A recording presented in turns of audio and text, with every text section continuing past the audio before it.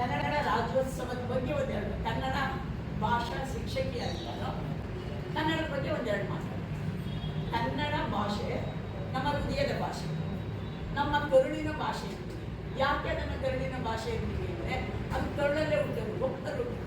ನೀವು ಮನೆಯಲ್ಲಿ ಅಬ್ಸರ್ವ್ ಮಾಡಿಬೇಕಾದ್ರೆ ಅಂದಾಗ ಹೊಟ್ಟೆ ಹಿಂದೆ ಕೇಳ್ಬೇಕು, ಅನ್ನೋದು ಹೇಳ್ಬೇಕು. ಅಬ್ಸರ್ವ್ ಮಾಡಿಬೇಕಾದ್ರೆ ಮನೆಯವರು ಈ ಅಂದಾಗ ಇಷ್ಟು ಶೇಕ್ ಆಗುತ್ತೆ. ಹೀಗೆ ಆ ಇಂದ ಯಾವಳಿಗೆ ನೀವು ಹೇಳ್ಕೊಂಡಾಗ ನಿಮಗೆ ಬಾಡಿ ಎಕ್ಸಸೈಸ್ ಆಗುತ್ತೆ. ಇಲ್ಲಿ ಹುಟ್ಟಿದ ಅಕ್ಷರ, ಕರುಳಿನಲ್ಲಿ ಹುಟ್ಟಿದ ಅಕ್ಷರ ಇಲ್ಲಿ ಎಂಡಾಗುತ್ತೆ. ತುಟಿಯಲ್ಲಿ ಆ ಅಕ್ಷರ ಎಂಡಾಗುತ್ತೆ ಅಂತ ಹಿರಿಯರು ಹೇಳಿರೋ ಮಾತು. ಇದು ನನ್ನ ಮಾತಲ್ಲ, ಹಿರಿಯರು ಹೇಳಿದ್ದಾರೆ. ಅದಕ್ಕೋಸ್ಕರ ಯಾರೇ ಹೊಟ್ಟೆ ಎಕ್ಸಸೈಸ್ ಮಾಡ್ಬೇಕಾದ್ರೆ ಅಂತ ಹೊಟ್ಟೆ ಎಳ್ಕೊಂಡು ಬಿಡಬೇಕು. ಆಗ ಹೊಟ್ಟೆ ಕಲ್ಲಬೇಕು. ಹೊಟ್ಟೆ ಬಗ್ಗೆ ಹೇಳಿಯಾಕ ಇನ್ನೊಂಚೂರು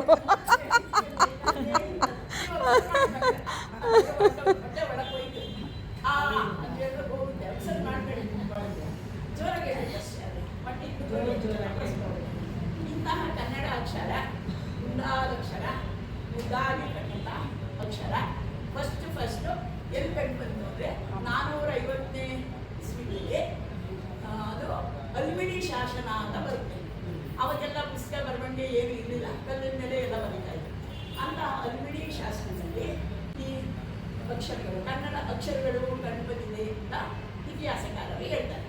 ಅನಂತರ ಬಂದಂಥದ್ದು ಕವಿರಾಜ ಮಾರ್ಗ ಅಂತ ಒಂದು ಪುಸ್ತಕ ಬರೀತಾರೆ. ಶ್ರೀ ವಿಜಯ ಅಂತಕ್ಕಂಥವರು ಕವಿರಾಜ ಮಾರ್ಗ ಅಂತ ಬರೀತಾರೆ. ಅದರಲ್ಲಿ ಕನ್ನಡದ ಅಕ್ಷರವನ್ನು ಬರೆದಿದ್ದಾರೆ. ಏನು ಅಕ್ಷರ ಬರೆದಿದ್ದಾರೆ ಅಂದರೆ ಕುರಿತೋದನೆಯೇ ಕಾವ್ಯ ಪ್ರಯೋಗ ಪರಿಣಿತ ಮದುಗಳು ಅಂತ ಹೇಳ್ತಿದ್ದಾರೆ.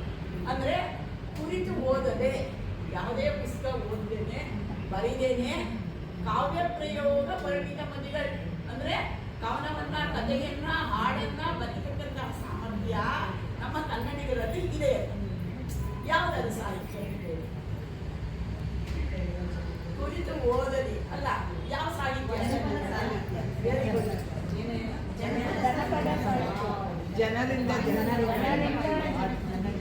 ಜನಪದ ಸಾಹಿತ್ಯ.